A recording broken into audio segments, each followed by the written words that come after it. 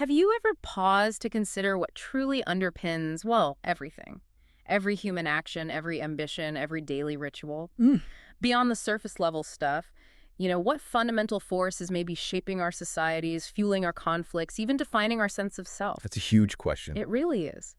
Today, we're attempting a deep dive into the profound, and let's be honest, often unsettling ideas of Ernest Becker. Specifically, his Pulitzer Prize-winning book, The Denial of Death. And that challenging concept he had of the structure of evil. Exactly. And this isn't just like abstract philosophy we're talking about. He called it a unification of the science of man, offering this radical lens to connect our deepest existential fears to, well, everything, from personal anxieties to global conflicts. That's right. Ernest Becker, his whole intellectual life was really absorbed by this one massive question: what makes people act the way they do? Right. And what's key about Becker, what makes his work so potent, is he absolutely refused to stay in one academic lane. He just drew from everywhere: psychoanalysis, sociology, anthropology, philosophy. Weaving it all together. Yeah, creating this truly interdisciplinary framework to get at the core of the human condition. So our mission today is to unpack Becker's central and frankly pretty startling argument that what he called the structure of evil isn't some, external dark force. No, not at all. Instead, it's complex, it's inherent, part of being human itself. And it's born from our fundamental, often unconscious denial of our own mortality. Mm. We'll explore how this denial shows up in what he called immortality projects and how these projects, meant to give us meaning, can ironically become sources of, well, immense destruction. Yeah. Okay, so let's unpack this. Becker argues humanity's greatest fear is this knowledge of our own, finitude, death. How do we possibly cope with that kind of existential dread? Well, Becker's central idea, his main tenet, is that humans cope with this dread, this worm at the core, as he sometimes put it, by creating these immortality projects. These are symbolic systems. Think culture, religion, ideologies, things that essentially provide us with the illusion of living forever. They're our deepest attempt to create lasting meaning. In the face of nothingness, basically. In the face of what can feel like meaningless, ephemeral existence, exactly. And importantly, these aren't just grand things like pyramids or religious texts. Right. Becker would say they're also deeply embedded in our drive for career success, or maybe our carefully crafted online personas, even intense loyalty to a sports team or our political views. Anything that gives us that sense of lasting significance. Precisely. Anything that feels like it makes us more than just biology. And as part of this denial, we also strive to be heroic within these projects. Heroic. How so? We build our self-esteem, our sense of worth, based on how well we live up to the values of these systems, how much we contribute. We're trying to prove, maybe mostly to ourselves, that our lives have lasting meaning beyond our biological end. Okay. He called this the defiant creation of meaning. It's like expressing the myth of the significance of human life. That sounds like a fundamental, maybe even a noble human drive, trying to find meaning. But if the goal is significance, symbolic immortality, how does Becker explain all the destruction, the conflict? Where does the evil part come in? Yeah, that's the crucial and tragic turn. The concept of evil emerges, for Becker, not as some outside force, but as a byproduct of this very denial. How? When one group's cherished immortality project their symbolic system, their way of life, is threatened by another group with different beliefs, different values. They see the other group as Evil. Often, yes. Ah. Because that threat you see, it fundamentally undermines their own constructed reality, their source of meaning, their path to feeling significant, permanent. Wow. So it's an existential threat to their meaning. Exactly. And this deep psychological mechanism, this perceived threat to one's very basis for meaning, can tragically lead to dehumanizing the other group, scapegoating, violence, even war. So the structure of evil isn't out there somewhere. No, for Becker, it's internal. It's this psychological mechanism within each of us, that drive to secure significance and permanence. Gone wrong. Gone terribly wrong, yes. A defense mechanism where the tools we built for meaning become weapons. This framework, it really offers a powerful, maybe unsettling way to look at intense loyalty and violence, doesn't it? Like in nationalism or religious conflicts, ideological battles. Yeah, absolutely. It suggests it's not just about external differences, but this deep, often unconscious psychological need to protect one's sense of a meaningful, immortal life tied to that group. It's a structural flaw, almost, in the human condition itself. a tragic consequence of being self-aware creatures driven to survive. Yeah. Wow. Okay, to really get the depth of these ideas, it helps to understand the person behind them. Becker's own life wasn't exactly smooth sailing, was it? No, not at all. His life was as complex as his theories. Ernest Becker was born in Massachusetts, 1924. His early life was heavily shaped by World War II service. Right, you mentioned that. Yeah, infantry, saw combat, and was involved in liberating a Nazi concentration camp. Imagine the impact of that. Unfathomable. After the war, he actually tried the diplomatic corps in Paris for a bit. Really? Yeah, but found it surprisingly dull, apparently. Yeah. So that pushed him back towards academia in his early 30s. He went for cultural anthropology at Syracuse, but his real passion quickly became philosophical anthropology. Got his PhD in 1960. And then teaching. Then teaching, yes. He landed a job teaching anthropology within the Department of Psychiatry at Upstate Medical Center in Syracuse. And it was there he got close with Thomas Szasz. Ah, Szasz, the critic of the medical model of psychiatry. Exactly. Very critical of its authoritarian aspects, Yeah. how it could pathologize normal human struggles. And Becker chimed in on this, even as, what, untenured staff? He did. Becker had this strong anti-authoritarian streak. He openly supported Szasz's criticisms, saw it as vital for academic freedom. A brave move, really. Which cost him his job, right? It did. That stance led to his dismissal, along with others. They were challenging the status quo. So that kicks off this really difficult period for him. Terribly difficult. Yeah. It marks the start of his nomadic scholar years. The rest of the 60s, he's just bouncing between universities, Syracuse, Berkeley, San Francisco State, almost a new place every year. Wow. But despite that instability, his teaching was apparently electrifying.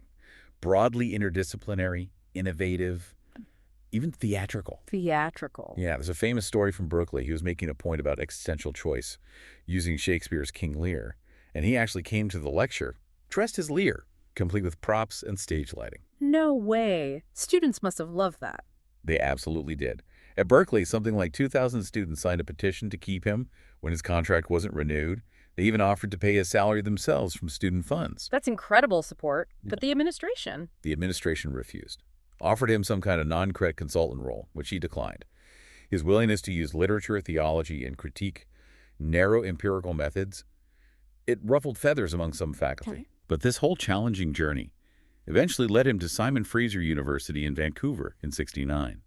And there, finally, in a more interdisciplinary setting, he found the space to finish The Denial of Death and its sequel, Escape from Evil. And The Denial of Death, published 73, makes immediate waves, wins the Pulitzer in 74. Posthumously, yeah. Just 2 months after he died from colon cancer at only 49. So young. But the book has had incredible staying power. Still in print, 50th anniversary edition recently. It speaks volumes, doesn't it? Its relevance just hasn't faded. So boiling it down again, the book's core argument, we have this dual nature, physical body, symbolic self. Exactly. Physical self, mortal, symbolic self, self-aware.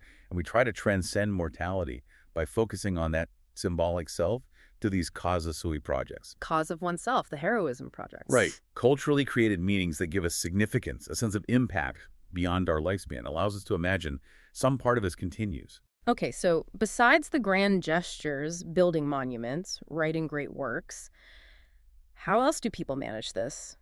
This terror of death day to day. There must be lots of smaller ways, too. Oh, absolutely. Becker points out that traditionally you had hero systems like religion. For centuries, they offered a pretty clear path for almost everyone. He said, slaves, cripples, imbeciles, the simple and the mighty, to find meaning, find an afterlife. A ready-made immortality project, basically. Pretty much. But he argued that in our age of reason, these traditional systems, well, they become less convincing for many people. Leaving a gap. Leaving humanity with, as he put it, impoverished resources for necessary illusions.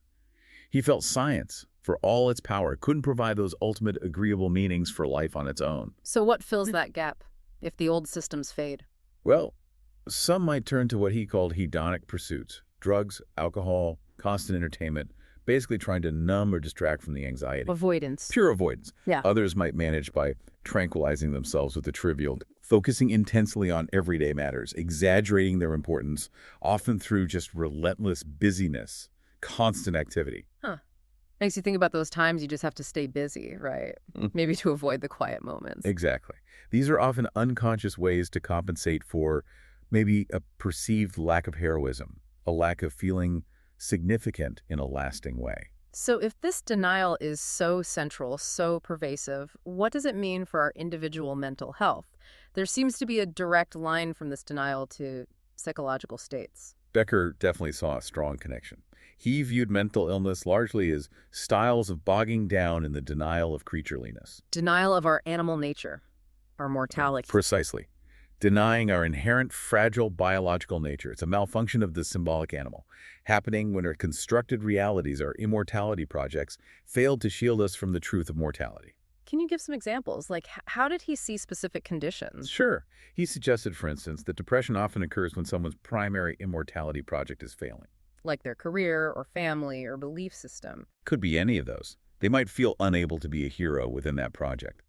Or maybe they start to see the project itself as false. This leads to constant reminders of mortality, the body, feelings of worthlessness. Okay. What about something like schizophrenia? He saw schizophrenia as an extreme state.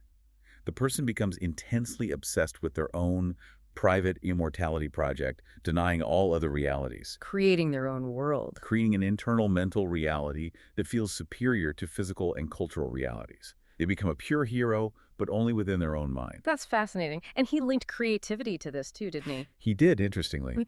He saw creativity as having a similar root, that deep need to create one's own reality.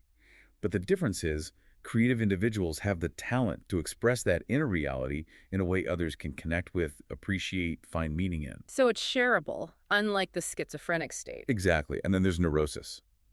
For Becker, neurosis basically sums up all the problems of a human life. Wow, that's broad. It reflects our fundamental trouble living with the truth of existence, as he put it. He saw it as universal, private, historical. It involves narrowing your world, shutting off experience, developing a kind of obliviousness to the terrors. Just to function. To avoid being crippled for action, yes. A necessary narrowing, perhaps, but still a reflection of that core struggle. This raises a huge question then. If this denial of death is so central, so impactful on individuals and societies, how has Becker's work actually influenced things since his death? Has it had a lasting impact? Oh, immensely, and in very tangible ways. One of the biggest legacies is something called terror management theory, or TMT. TMT? Inspired directly by Becker and also Irvin Yalom. It was developed by social psychologists Jeff Greenberg, Sheldon Solomon, and Tom Fiesinski back in 1986. And what does TMT propose? It's essentially taken Becker's core ideas and tested them empirically. TMT has generated hundreds, maybe thousands of studies providing actual experimental data supporting Becker's insights. Yay, showing. Showing that reminding people, even subtly, of their own mortality, what they call mortality salience, causes them to cling more fiercely to their cultural worldviews and the people who share them. And become more hostile to outsiders. Often, yes. More hostile to those with different worldviews, because those differences implicitly challenge their own basis for meaning and symbolic immortality. Many studies look at religion, for instance, as a powerful cultural worldview aimed at securing symbolic immortality, buffering that death anxiety. So hard data backing up Becker's more philosophical insights? Exactly. It gave his ideas empirical legs in social psychology. His influence also extends to other major thinkers, like Robert J. Lifton.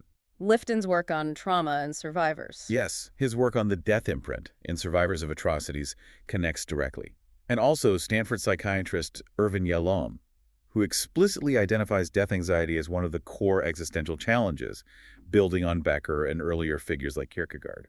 It's really remarkable how this dense academic work managed to seep into so many different areas of culture, far beyond just academia. It really is quite striking. I mean, the book pops up in Woody Allen's Annie Hall. Right, I remember that scene. Performance artist Spalding Gray mentioned it. President Bill Clinton quoted it in his autobiography, listed it as a favorite book. Even political leaders. And more recently, Mark Manson, who wrote The Subtle Art of Not Giving a Feck. Huge bestseller. Huge. He credited The Denial of Death as a major inspiration. And even indie rock ballads like Car Seat Headrest have drawn inspiration, referencing it in lyrics. It's amazing, that reach. From psychology labs to rock music. But maybe the most profound impact or transformation was on Becker himself near the end. That truly is a poignant part of his story, yes. He started his career as a professed atheist, right? Yeah. But by the end of The Denial of Death, he's acknowledging this mystery behind human yearning, something beyond just science. And then in a deathbed interview with Sam Kean. Just before he died. Just before. He explicitly professed belief in God. He talked about the loss of character armor, recovering a kind of innocence by letting go of fear. He said something profound. We are utterly dependent on other people. In personality breakdown, what is revealed is that he is not his own person. Wow. Dependence as the revelation. Yes. And if you connect that back, Becker's own journey seems to illustrate his later point. Perhaps acknowledging our vulnerability, our deep dependence on others, might be the real antidote to the fear that drives the denial of death. Not building stronger armor, but accepting the need for connection. Perhaps. Well, this deep dive into Ernest Becker's work, it really underscores that our attempts to deny death aren't just some philosophical idea. They're a powerful, fundamental, often unseen driver of human behavior, shaping our identities, our societies, our worst conflicts. Absolutely. From our very personal struggles with finding meaning and feeling worthy, right up to global clashes over ideology or territory. So much can be traced back to that innate, powerful need to somehow transcend mortality, to find our heroic project. It's a profound insight. Uncomfortable sometimes, but illuminating. So here's a thought to leave you with. In a world that bombards us daily with reminders of mortality, with global tensions constantly simmering, Becker forces us to ask, are we actually moving towards wisdom? Or are we just getting better at distraction, creating ever grander, more elaborate immortality projects that maybe ironically just lead to more division? What if the real antidote to the fear and anxiety isn't a bigger, better immortality project, a stronger shell, but rather, as Becker himself seemed to realize, a courageous embrace of our shared vulnerability, our fundamental dependence on each other?